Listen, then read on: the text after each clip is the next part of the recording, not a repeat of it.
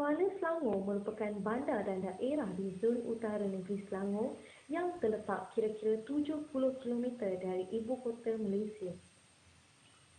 Selain mempunyai tempat ekotarikan yang menarik, kepelbagaian habitat yang terdapat di Kuala Selangor juga kaya dengan hidupan liar. Kami dalam misi untuk mencari habitat hidupan liar di Kuala Selangor. Ikuti kami untuk paparan seterusnya.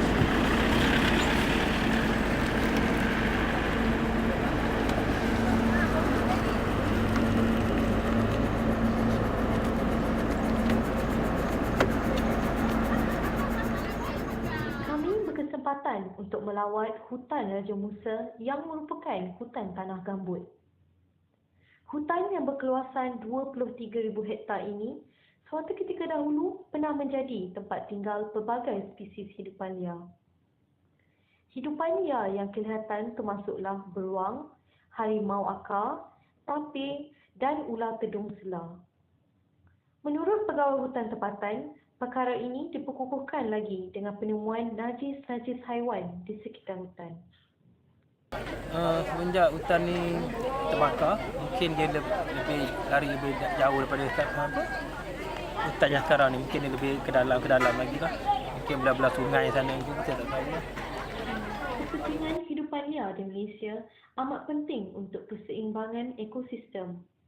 Ekosistem merupakan interaksi atau hubung kait antara benda hidup dan bukan hidup dalam alam semula jadi. Hidupan liar ni memang banyak dia punya manfaat lah. Tak ada. Dia lah ejen biologi. Ejen biologi kepada kitaran hutan lah. Kerana ekosistem ni akan lengkap apabila hidupan liar tu ada. Flora kita pun ada.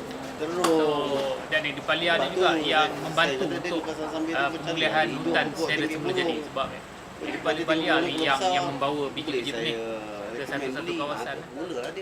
So kita tak tahu tapi sebenarnya itu dia punya antara fungsi hidupan liar. Destinasi kedua membawa kami ke Sungai Selangor. Perjalanan ke Sungai Selangor mengambil masa kira-kira sejam dari hutan simpan Raja Musa. Kami ke Sungai Selangor bagi melihat usaha yang dilakukan pihak pemaju terbesar di Pasir Penambang, Goldpage Asset Sdn Bhd untuk memelihara dan memelihara spesies helang di sana. Sekarang kita akan menaiki bot untuk ke muara Sungai Kuala Selangor bagi melihat habitat hidupan liar. Berhampiran dengan perkampungan nelayan di Pasir Penambang, Sungai Selangor suatu ketika dahulu pernah menjadi laluan utama nelayan untuk ke Selat Melaka.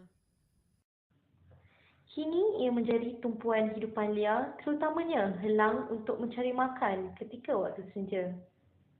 Helang Winston adalah salah satu spesies helang yang mempunyai populasi terbesar di sini.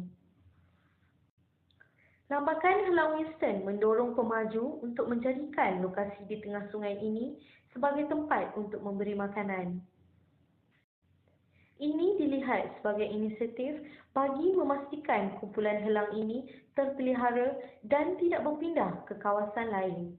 Sistem di mana pembuangan sisa-sisa pemrosesan kilang itu telah tak terkawal. Maksudnya terus keluar ke sungai, jadi di mana mengancam ataupun mematikan ekosistem yang ada di sekeliling river tu lah, sungai itu maksudnya.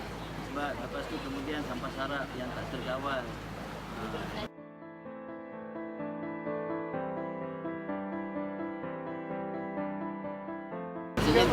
Government pun ada juga langkah-langkah untuk membersihkan, tapi maksudnya tak terbersih, terlalu banyak.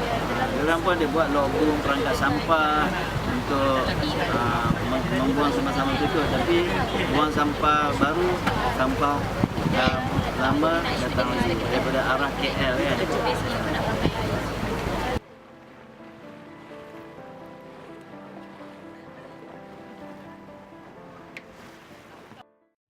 Kesedaran dan mentaliti masyarakat yang tidak mengambil berat akan masalah ini dikhawatiri akan menjejaskan ekosistem dan habitat yang tiada nilainya. Masyarakat sering menunding jari kepada kerajaan dan pihak NGO untuk memelihara hidupan liar ini. Namun hakikatnya, usaha untuk memelihara hidupan liar ini memerlukan kerjasama semua pihak, termasuklah masyarakat itu sendiri. Walaupun masyarakat semakin sedar akan isu kepupusan hidupan liar, namun ianya masih tidak mencukupi. Langkah-langkah memelihara dan memulihara masih perlu dipertingkatkan lagi. Tanpa usaha penjagaan berterusan pada hari ini, generasi hadapan mungkin tidak akan berpeluang